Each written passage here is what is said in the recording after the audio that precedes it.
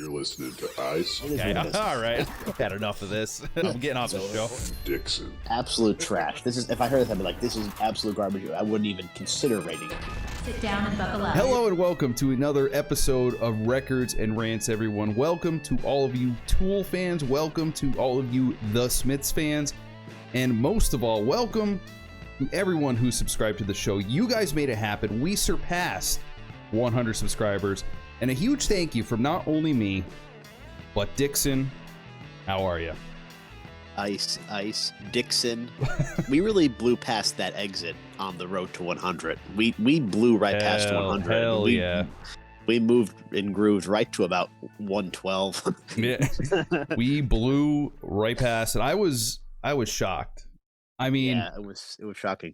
Yeah, I was I was tearing up. I was welling up. I saw it surpass 100. We were watching it nonstop, and we were just like, wow, we finally hit it. This is one of the big milestones that we wanted to make it to. Just to show that, I guess, what the show that we're making people enjoy to an extent, I guess. No, for sure. You know, they said maybe we have some hate watchers, some hate subs out there, which we embrace as well. Yeah. But what I think this is, excuse me, if I'm a YouTube consuming YouTube content, this is a pretty unique show. Mostly in the fact that, we talk about records, we talk about rants, we're all over the map. A lot of the things you haven't heard, and we have sort of some preconceived notions and ideas about what we like and what we dislike, but we're really kind of just going in there and making an objective claim, which is always good. So, we like I said, we were watching it, and you're like, you know what, I'm just going to let this sit for the night, and we're going to see where it ends up. Yeah. And sure enough, here we are on the road to 200 plus. That's right. And hopefully above and beyond that as we continue forward. But thank you, everyone. And for any Tool fans listening, really did enjoy Tool. I didn't get a chance to listen to them again, but we're going to be listening to them. I you know what? The great thing about this show is I've added bands to my listening rotation that I would have never otherwise, which is like really exciting to me. No, yeah, for sure. And we feel warmly welcomed by the Tool army. Oh my God, they were fantastic. Yeah, for sure. They really appreciated our commentary. Yeah, they seem like they seem like a good fan base, I have to say. They do for sure. And, it's I always have those moments. Maybe you don't have these moments, but I kind of think like, what would it be like to go back to hear Pet Sounds for the first time? What would it be like to go back and hear this album for the first time? And I think that commentary we provided that outlet for some of those Tool fans out there, because they are diehard fans. They've changed their life. They know every song, every album. They've seen them live. So it's kind of cool to see that response and that reception. So yeah, definitely going to be more Tool in the mix. We're planning some further breakdowns of their albums, because I think they're an album band. I think you probably should listen to the whole album to get the idea. Yeah, 100%. I think there's so much going on as far as the construction of the song and how it fits with everything else. I totally agree with you. I think that's an album band. That's a good way to put it. Yeah, for sure. And and speaking of album bands, we did a little tease job on this record previously when the first two singles from this album were released. But The National has a relatively new album out last couple weeks, the first 2 pages of Frankenstein. And what's interesting is that one of the comments on our Tool video said that Maynard goes in and writes the lyrics after the music is written, and the same is true for The National. That's really interesting to me. I don't. How do you think that process works? So the lyrics are made after the music. Is there like some kind of disconnect there? I mean, it's just like, oh well, these words will fit here, because I feel like a lot of people have the reverse way of doing things, right? I might be totally off. Too. Okay, yeah, that's what I thought. I didn't know that though. You know what? Yeah, it's. I think guys like Maynard and guys like Matt Berringer, I think the music has a vibe. The music has emotion. And I think that, especially with Maynard, I think Maynard listens to that, picks up on it, and then develops lyrics that make sense for sort of the whole ambiance that's happening there. Yes. And I find myself when I'm writing lyrics, I kind of think, okay, well, how would this? Here are the lyrics, let the music match. But I also think like, okay, well, if we had like this background, how would the lyrics fit in? So I think there should be a little bit of back and forth there. But to work exclusively like that, like you said, there's got to be maybe some sort of disconnect, or it's got to be a little bit difficult, I would think. Yeah, that's what I would think too. It's like, well, I don't know. I guess in my head, I always feel like the songwriter is the lead guy, and he's kind of driving the whole force. I feel like maybe you have the lyrics, and the lead, the songwriter has an idea in his head of what kind of emotion he wants to evoke with not only the words but also the music itself. But it looks like, people like Matt Baring. I can never pronounce his last name correctly. Baring Ringer. Okay, Matt B. Yeah. So Matt B. So I guess when he writes his lyrics, he writes them and then he ascribes it to a certain sound that they have composed. That's what I would imagine. It's like, oh, this music that we compose makes me feel this way. This is where I want this story, this lyric, the song that I made to fit into this thing that we've composed. I guess that's the way I would go about it if I was doing it in this way. Right. No, for sure. That's valid too. So I think it's like, I think it's a unique process for sure. Yeah. So we kind of listened to this album. I want to read you this review that I found when I just Googled some stuff about this, the new National album. Sure. And it's actually under a Google review. Oh yeah, those are great. Those are this is gonna be you think we have hot takes? This is probably gonna be one of the hottest, I would say. And the reason why I screenshotted this and I looked at it is I thought it was fantastic because it kind of crosses over into some of our other material. This is from a guy, Jason Burgess. This once great and promising band are starting to morph into modern day U2, which is far from an interesting direction. How do you like that? Oh my God, you have to be kidding me. How do you like that? So there's also another U2 hater out there in the world. It's not just us. Yeah, it's also provided the hottest of takes when it comes to this album. So that's kind of a way to start us out there. That's incredible because now maybe this speaks to my taste, but I have to say it's a well-known fact on this show. People that watch us, they know that I do not like the National. Yes. That's one of the reasons why we keep bringing it up. I think. I know. I think that helps us. I think so. I think you want to torture me as well at some point. But no. Open your ears. Yeah. Damn it. Okay. All right. But honestly, I have to say I enjoyed this. Now, again, this is all relative to the National, but I enjoyed this more than I did with Trouble Will Find Me, that released in 2013, and. This album 10 years down the line, I thought that they evolved in such a way from that. I know they came up with other albums from that, but from 2013, if you compare that album to this album, there is a slight change, and I could see where this guy is coming from. But in my opinion, I like the more kind of poppy, contemporary, modern style, because that's me. When you listen to Trouble Will Find Me, that album is dark. There's a lot of dark songs, a lot of depressing. It's very melancholy. This is kind of, at least for me, this kind of seemed a little bit the opposite. I'm not saying that all of them weren't like that, but no, for sure. But I mean, but again, if that guy says they're like the modern U2, I mean, does that mean that I like them?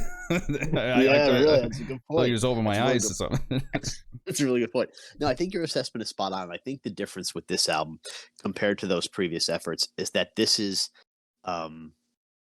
sad, melancholy, kind of a bummer music, but it has hope. It's hopeful. There's a circular pattern to it. There's some sort of resolution. Yeah. Whereas In Trouble Will Find Me, that era, you're sad. You know, you're sad, and that's it. I don't want anybody to talk to me about it. I'm sad. Get over it.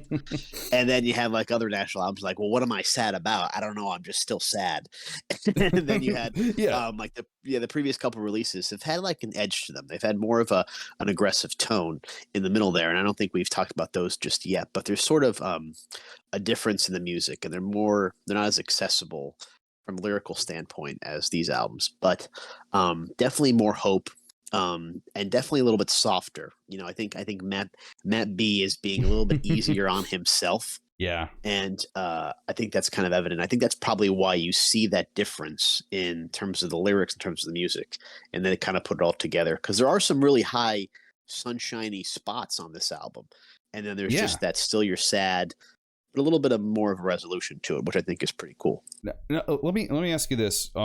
It's interesting that you talk about how there's some sad points in this album, because as we know, and I think we talked about this last time on the last episode we did about this, Matt B he said he was in a dark spot, and he couldn't come up with lyrics or melodies. Now, and that stalled the production of this, if I'm not mistaken.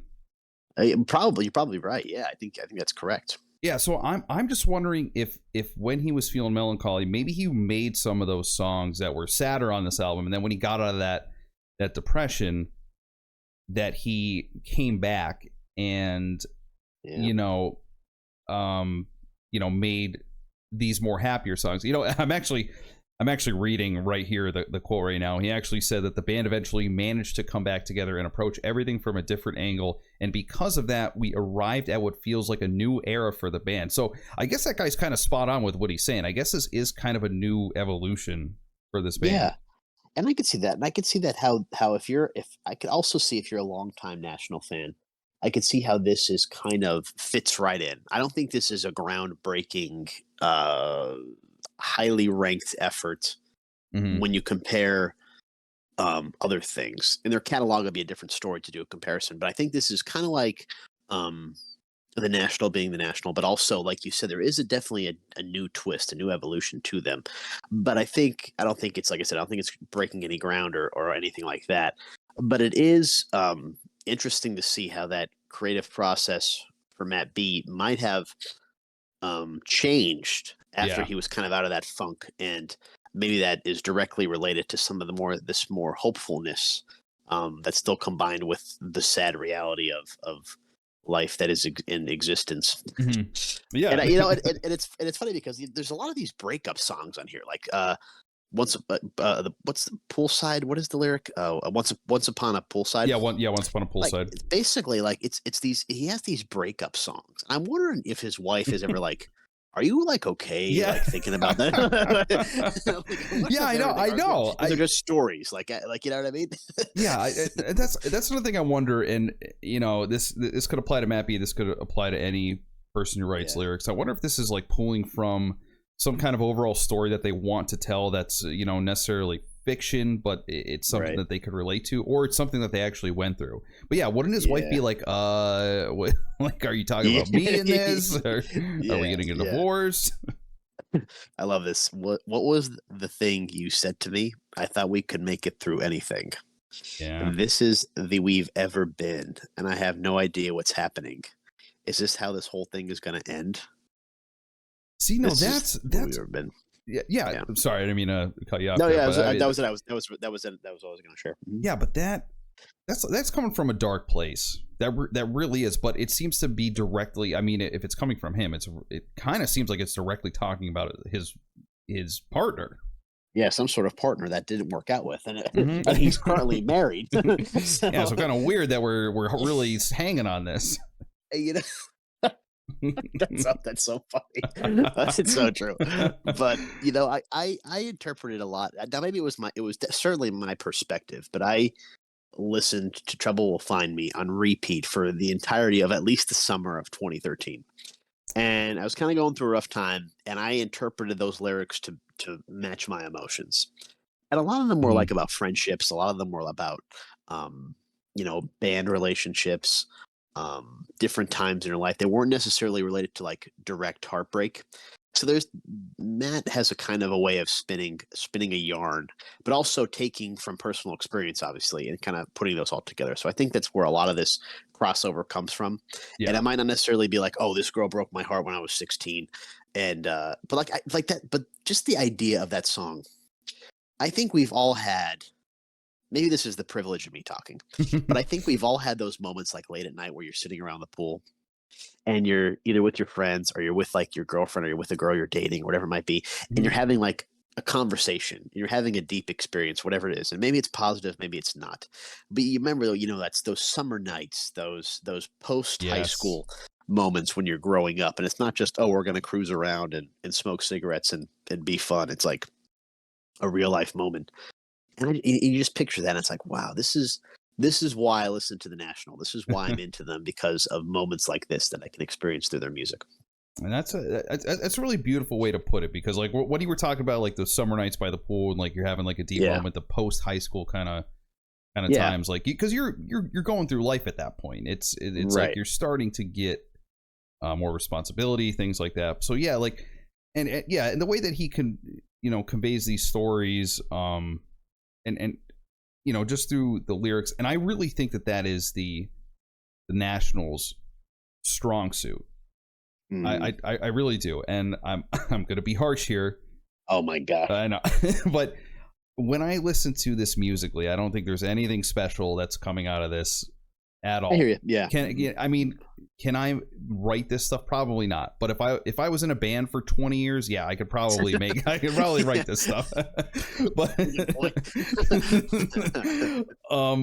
but yeah, there's nothing special. I don't know if that's on purpose or it's just Matt trying to highlight Matt's vocals and lyrics, which I would argue aren't as strong either. As long as at least on the vocal singing aspect of it, but I don't know. I don't know if that's purposeful. But anyway, the point I'm trying to make is that this album, at least lyrically, worked for me. I thought there were a lot of heavy moments. But but all of this is just kind of washed over with my unfortunate dislike for this band, simply because I'm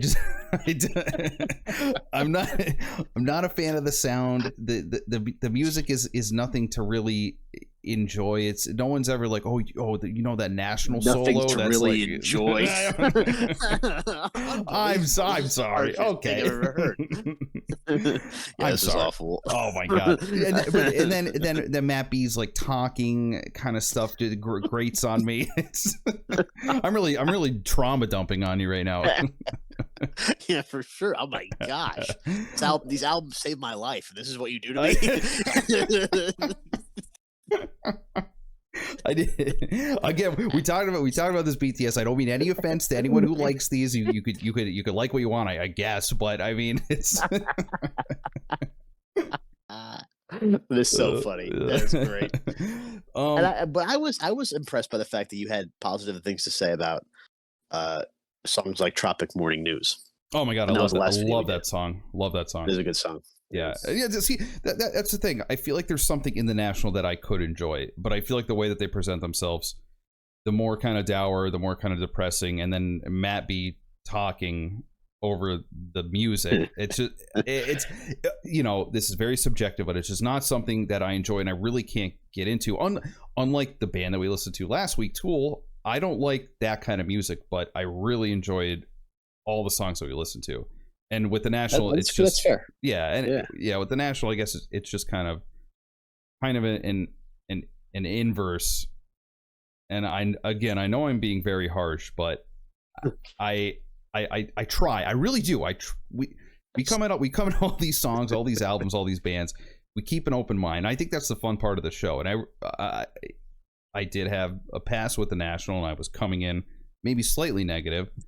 But again, if I had to pick, this would probably be my favorite album that I've listened to so far. Out of the two. Out of the two that you listened to. That's great. I'm going to tell you right now. I'm going to say a groundbreaking thing right now. Okay. The National is sad boy Tool. It's the sad boy version of Tool is the National. Okay. We have these obtuse kind of things happening, right? Yeah. And I think that you never really had a sad boy face though, really? In reality, have you? Like you were always into like Dashboard Confessional and Dave Matthews You were the Band. Dashboard Confessional. I wore the shirt one time. Yeah, owned one single shirt for a couple days. Now you're a Dashboard boy. Oh my god! Wasn't that on my Facebook? I think. Yeah, I think it was a yeah. It was. Yeah, that Dashboard Confessional tee on it. Man, that was from a long time ago. I don't think I've ever heard I think I've ever heard Dashboard Confessional. I don't think I have either. that was a shirt that I borrowed from a friend, actually. Oh, really? Yeah. Is a friend we know? Oh yeah. It's our. Oh, wow, no kidding. It's our mutual ex friend that we hint at and dive into many times in this show. He was in a Dashboard Confessional? I guess so, but I don't know. I never heard him listen to. I don't know why he had that shirt. More surprised that I fit in it at the time too. But anyway, yeah, that's like yeah. How deep you guys were exchanging clothes? Yeah, I don't. Who knows? Who knows? Who knows? Yeah, I don't even know. But anyway, get back to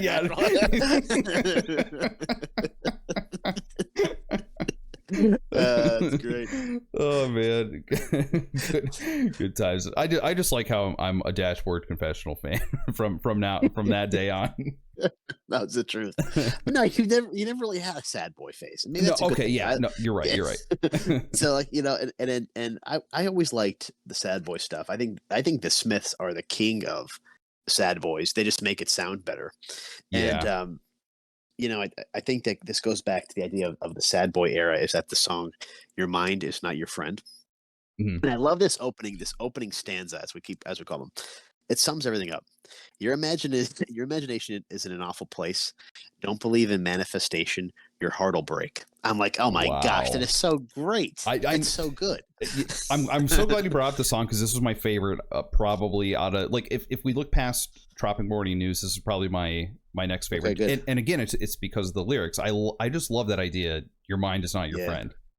It's the truth, 100%. I think that's definitely a personal anecdote from Matt. I think he gets into. You inherited a fortune from your mother, your sister didn't, she survived. There's kind of that, of course, that genetic piece that maybe affects everything. Mm-hmm. But speaking of sad boys, so Sufjan Stevens was one of the guest artists on this album, which is cool. I used to listen to his stuff. And then you had Phoebe Bridgers, and then you had your favorite girl, T Swift, which was interesting. We love T Swift. I was going to ask you, do you know what is the correlation betwin these two? Does Matt know her? Yeah. There's a lot of back and forth between the National and T Swift, much to my chagrin. But I guess there was a production credits between one of the Dessner twins that's in the National, and they worked together and they've collaborated. And Taylor Swift has been involved in other things, and I think she covered a National song. So she's been in the National universe for quite a while. I don't see a lot of crossover between the two in terms of their fan base, but I will say this. I thought about Taylor Swift, and I thought about the National, and I thought essentially the National on this album are these breakup songs. These would be Taylor Swift songs. They're just sung by Matt B. Oh my god! Wow. In reality, you really put that together. I didn't even consider that. That makes so much sense, though. And I thought about this too. I thought we could write a Taylor Swift song right now. Can we? I thought of some lyrics on the fly as I was doing something or doing whatever. I forget what it was. Oh, this is great. So this is what I thought. This is how a Taylor Swift song would sound like if I were going to write a Taylor Swift song. I think it would fit right in. Okay. Urban decay, but the roses still grow there. You never belonged to me. It was a waste of time. But of course, these are lilting, time. Yeah. Oh yeah. That was good. That was good. You never belonged to me. It was a waste of time. You will never be mine. And that's all. Wow. I could totally see her singing that. 100%. Yeah, I think you could put anything with like I said, anything that's like really obtuse, like urban decay, and then roses. Oh, it's automatically about a heartbreak. Yeah, and then it's just basically you were mine, you could have been mine. I wish you were mine. You're not mine any longer. And it's just kind of like basically like either she wants to go back to that or she's glad she's not in that. Yes, and then it just goes from there. And then you've seen these concert videos, these insufferable concert videos where she's introducing these songs with these stories. I can't. And then she dives off stage or something. Who the hell cares? I haven't even seen that video yet. I can't. You know what, Dixon? I think we should tease about what we're going to get into possibly on the next episode. Yeah, I think that's probably a good idea because we had some. What would you say? Negative feedback from a Swiftie on one of our videos. Yeah, it was kind of half and half from a Swiftie that we had. They liked they did enjoy our review, but then they hated what we said about T Swift. They went in depth, a few paragraphs worth, correct? Yes, honestly, I think if I copied and pasted it in the description so everyone could see it, I think it would break the character limit. I'm not even joking about that. Oh my gosh! Wow. But yeah, this guy said, you don't have to like her, but much of your commentary was incorrect. If you don't understand Taylor's versions, then please do not insult and disrespect her endeavor. Ooh.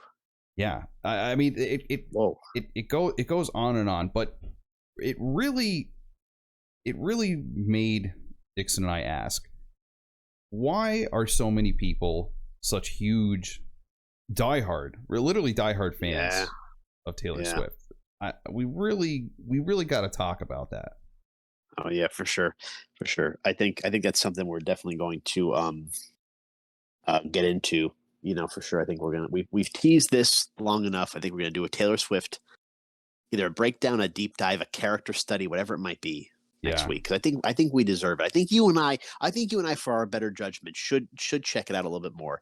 And we're just gonna shoot at the hip with these outrageous claims and really kind of investigate her. Yes. Sort of whole deal. I think we should, because I know people who are severely invested in her. And I never understood. I'm on the outside looking in, so I think we owe it to ourselves. I think we owe it to Taylor Swift to truly understand. Because you could be like, oh, I like this band. Oh, I like this artist. Yeah. But people are addicted. They are, for sure. You know, sycophants. But we'll for sure. We'll figure that out come next week. But so absolutely, and it's great because there's this. Where Taylor Swift and Matt B are singing on the song "The Alcott," and it's basically they're trying to meet at a hotel from when I looked up. They're trying to meet at a hotel and they're trying to reconnect, which is such a Taylor Swift thing, isn't it? Oh, I'm in the hotel bar and there's somebody I fell in love with one time and he's here. Yeah. And I love these Taylor Swift, these lyrics in this song. If Taylor Swift weren't in them, you wouldn't even make the connection that these are Taylor Swift lyrics, or could be. Why don't you rain on my parade? Because I love this curse on our house. Have I become one of your problems? Everything that's mine is a landmine. That is such Taylor Swift language. It's amazing. Yeah, I know. It really is incredible. And I didn't know what I was going to get coming into this song, but when I saw Taylor Swift was featured, I was kind of excited to get into it. But I have to say, I wasn't too much of a fan of it. No, yeah, it wasn't one of my favorites. I kind of like the vibe. The vibe puts out hotel, meaning you're trying to reconnect or meet your love in a hotel bar vibe. So I respected it for that, but it really wasn't my favorites. One of my favorites, though, purely for this lyric, was "Send for Me." Oh yes, and this is another breakup thing. This is another breakup. It's wild because the first verse, and I love this lyric because there's many times I've been sitting at an airport. I thought, what if I just leave and go somewhere else completely different and never come back? Like, what would happen? Yeah. I feel like we've all had those thoughts, right? Yeah, it's like, I'm just gonna walk onto this plane and just go, and that'll be it. I'm gonna start fresh in Key West, Florida. What do you like? Just whatever. No, why not? So the lyric is, if you're ever sitting at the airport and you don't want to leave, don't even know what you're there for, send for me. If you're ever heartsick in an elevator full of bachelorettes, cornered in and it's taking forever, please don't forget. Send for me whenever. Wow. And, that's just kind of how it goes. Well, those are, I mean, again, I don't like the National. I feel like I like Matt B. I feel like I like Matt B more than I like to preface it just to show that there is something here that I can enjoy against me pulling away. Matt B's like, no, listen to this. Oh, look at these lyrics that I made. That's kind of what it is. And for sure, that was another one of the songs that I thought lyrically was interesting, because it's not just like a on its face kind of thing. It really dives more into it's not like, oh, I'm breaking up with you, now I'm leaving the house. It goes into more, I guess, a philosophical aspect of it. Yeah, no, for sure. I think he's just there for you. He's there and he's sharing it. But I'd say this has a tinge of hope, except for like Eucalyptus, which I think is just constant negotiation. Like, what about the TV screen? What about the undeveloped camera? Maybe we should bury these. There's like a lot of back and forth, and I think that's really what this album is coming down to. There's back and forth with Matt's creativity, with the band, with the fans, with okay, we got to come up with a new project. Well, I can't write anything. Mm-hmm. It's a whole kind of, I think it's a circular effort in the sense that you come back to where you started. Hopefully you get there. And I think it's a little bit better than it was previously. Definitely a little bit more hopeful at the very least.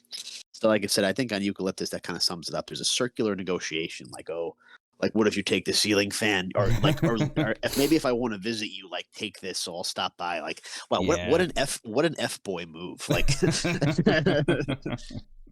no, I think you're right though. I think it perfectly exemplifies the whole dynamic of this entire album.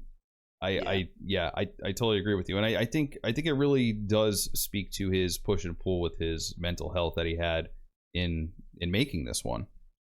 No, yeah, for sure. I think this is, like I said, I think this is going to be a groundbreaking effort by the National. I think exactly the album we needed as National fans. You not included, unfortunately. It's all good. So what do you think? Do you want to give it a rating? Do you have any other high points you want to discuss? You feel comfortable in what you've said so far? I feel like I'm on the stand right now. Okay. Before we give our ratings, I just want to ask you. I want to ask you this. Yeah, for sure. How do you feel that this is going to be received by people who actually religiously listen to this band? Do you think they're going to like it? Do you think they're going to like the new way that Matt took it, or do you think I should say Matt and the band, because it's not just obviously not just one guy, but yeah, you think they're gonna like the way the National took their sound and going into this new era? Because I mean, they, like I said, they openly admit in that quote that the band is heading, it's a turning point. It's like the band heading in a new era. So, do you think that this is something that's too far removed from what they normally are? I think as a National fan. Mm-hmm. I wouldn't say I'm a hardcore National fan, but I like the National. And I think I like talking about them with you because I like to see, okay, why do I like the National and why don't you like the National? Mm-hmm. And I like to see that kind of back and forth and say, okay, well, maybe I didn't think about this. You make some really good points with their music. That's just kind of like, whatever. So I think as a National fan myself, I enjoyed it. I really did. I enjoyed it. I think it's a middle of the road kind of thing. I don't think it's like I said, I keep saying I don't think it's going to be a groundbreaking thing, but I really enjoyed it. And I really like the edge, not a literal edge, but the edge of hope while being gentle at the same time, being a little bit more forgiving on yourself, as composed to the harsher efforts, lyrically and then musically in their last couple albums, a little bit more aggressive. So I enjoyed it. I think it was the kind of the best of both worlds for me as a National fan. I think that National fans will receive it well. I think it's a good way to kind of get everybody back on the same page. Matt B's out of his funk, and then they go from here. So we'll see how it goes. Yeah, that's good. I have to say, I am happy for Matt B that he got out of his mental anguish. And are you really? I am. Okay. Sicko, make me sick. Oh, come on. I'm gonna be getting texts all night. I can't believe you freaking said that while we were recording. No, for the guy who doesn't like pet sounds, I guess I shouldn't expect much. Oh, you had to say that. You had to say that. Okay. Review. So I was looking at Metacritic. It does seem that most of the fans are saying that it's good. At least as of today, there are no negative reviews. There's some mixed, and there's a lot more positive than anything on user reviews for the album. Which that it says they're going in the right direction, whichever way that may be. Yeah, but I think that's about right. Now for me, give us try to give us objectively. Yeah, no, objective review. Yeah, no, absolutely. Absolutely. Absolutely, yeah, I guess. So I guess if I was to rate this objectively, I would say this for me is a 5.7. Oh, wow, out of 10? Mm-hmm.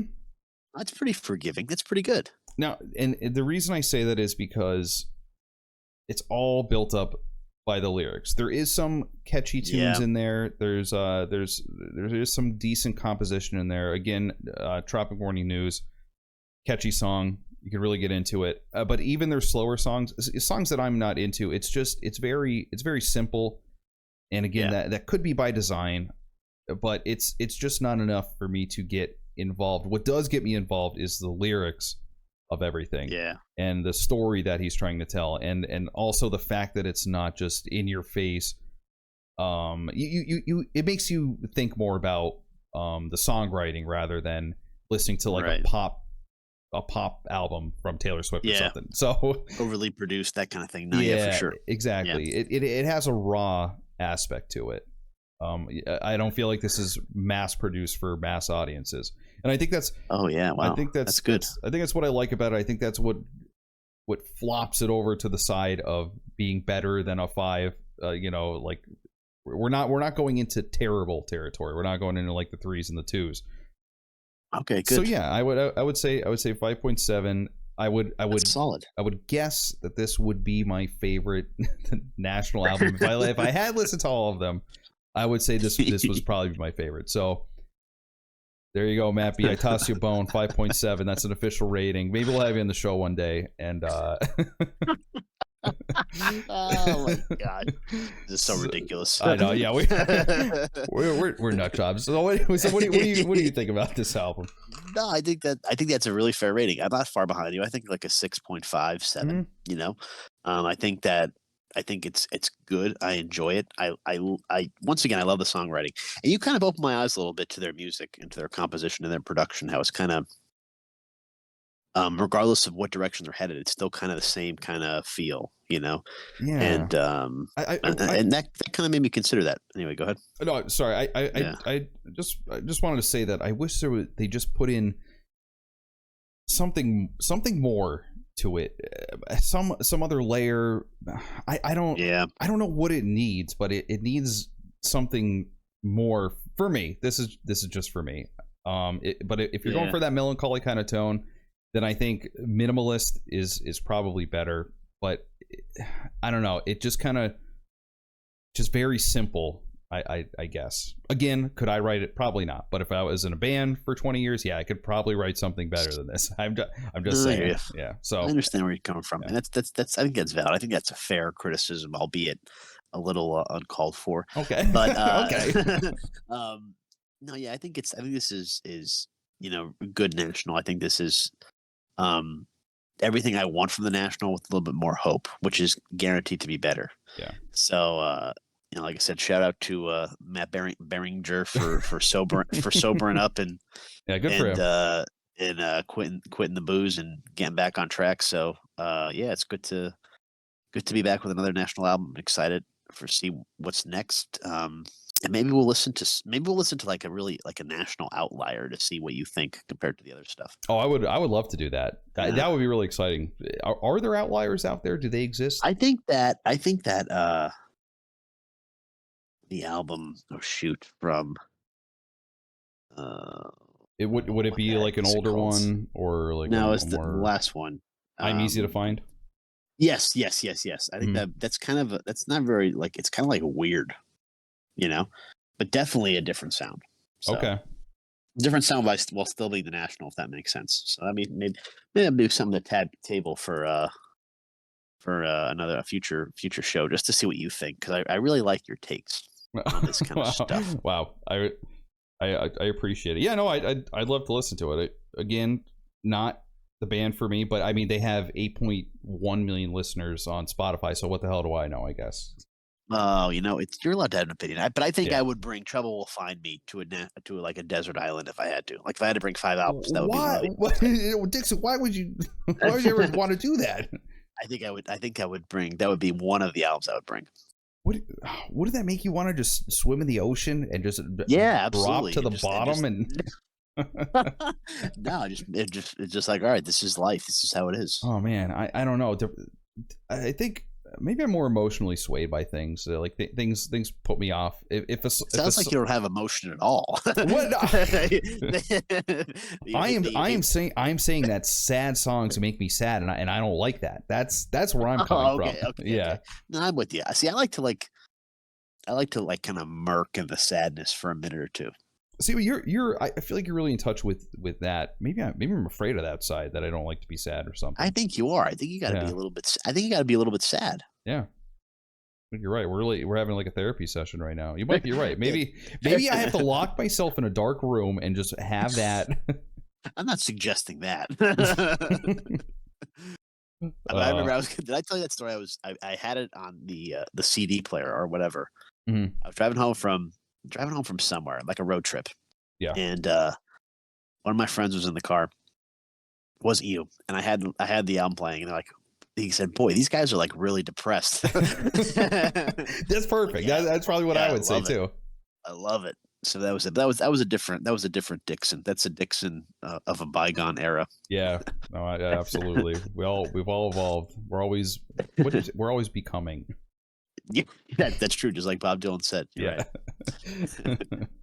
right. Good stuff. Yes. Well, I guess we'll see everybody back for our groundbreaking Taylor Swift breakdown. Yeah, this is going to be a big one, guys. I hope. I know this is probably going to ruffle a lot of feathers. Maybe we're going to love her though. Maybe I'll listen to her and be like, "Wow, this is just a national, but a female." Yeah, that's the thing that's exciting to me, because I never dove into Taylor Swift's catalog other than what I've heard on the radio, right? So maybe we'll find something there. Maybe we'll say, "Oh, okay, I totally get it now. I could be a Swiftie. I don't know." But what if you're a Swiftie? I don't know. Well, maybe I'm a Swiftie in lying in wait. We'll see once we start getting into it, but that's why it's exciting to keep an open mind. Right now, my opinion of Taylor Swift is very neutral. Yeah, no, for sure. Maybe indifferent, but yeah, I'm just excited to like really get into the Taylor Swift world to see exactly maybe try to understand why people love her so much. But so it could go one of two ways. Yeah. But yeah, we will dive into that next week. And again, thank you so much, everyone, for the over 100 subscribers.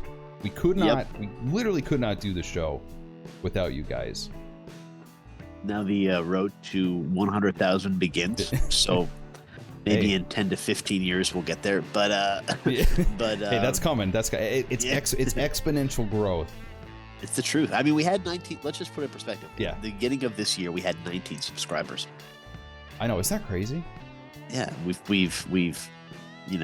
really have increased our subscribers. So that's what we're encouraging you to do, because obviously we're doing something well here, maybe. So why don't you want to treat your ears to a little bit of sweetness every week by listening to us? That's right. Every single week. Subscribe now. You get new episodes every single week. Again, no one's doing content like this. And we have a great time, and we love talking to you guys as well. So leave a comment down below, leave a like, leave a dislike, whatever you want to do. You could crap on us, you could agree with us, you could disagree, but we like having these discussions. So again, guys, leave a comment down below, subscribe if you enjoy the show, and we will see you next week. Peace.